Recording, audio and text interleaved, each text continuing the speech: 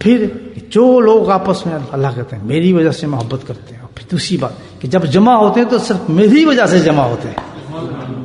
کتنا سادی کاری یہ چیز اللہ کے ذکر کرنے والوں پر، خدا کی قسم دیکھیں. تو پھر اللہ تعالیٰ کہتے ہیں کہ میرے محبوب.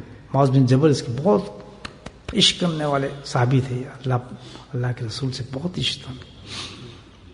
بڑی اچھی اچھی حدیثیں سے کہتے جائے، اور محبت کی ہیں تقریباً حدیثیں اسی قسم کی ہیں، عجیب رنگ تھی. خود نبی پاک صلی اللہ علیہ وسلم کی عجیب محبت تھی. کسی صحابی کرتا تھا لیکن ان کو تو کہا گیا ہے میں تجھ سے محبت کرتا ہوں، تو مجھ سے محبت کرتا ہے. ان کی حادثوں میں یہ رنگ نکلتا ہے عجیب قسم کی محبت کا. تو کہتے ہیں کہ جب کوئی انسان آپس میں ایک دوسرے سے محبت کرتے ہیں میری وجہ سے، اور یہ ثابت ہے میں نے بتایا آپ کو. اور جب ملتے ہیں یہ میں نے پہلے ہی آپ کو ثابت کر دیا کہ مجموعہ کس کے لیے ہے؟ اللہ کے لیے. جب کوئی مجموعہ میری وجہ سے جمع ہو جائے، میری وجہ سے محبت کر لے، اے میرے محبوب اعلان فرما دو کہ تم پہ میری محبت واجب ہو گئی.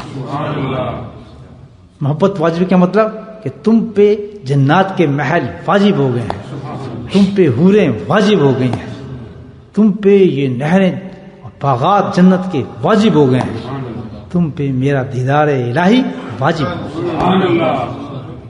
کہاں سے بندے کو کہاں اٹھا کر لے جاتا ہے.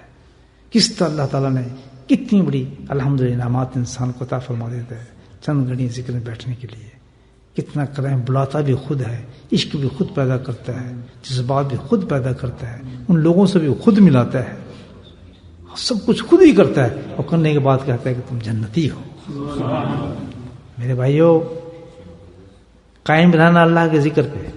اچھا ہاں، مرتے دم تک اللہ کے ذکر سے اور اللہ والوں سے تعلق مضبوط رکھنا. بہت بڑے بڑے وسوسے آتے ہیں. یہ میرے حضرت فرماتے تھے کہ یہ جو ہے راستہ بڑا پرخطر راستہ ہے اللہ تک پہنچنے کا.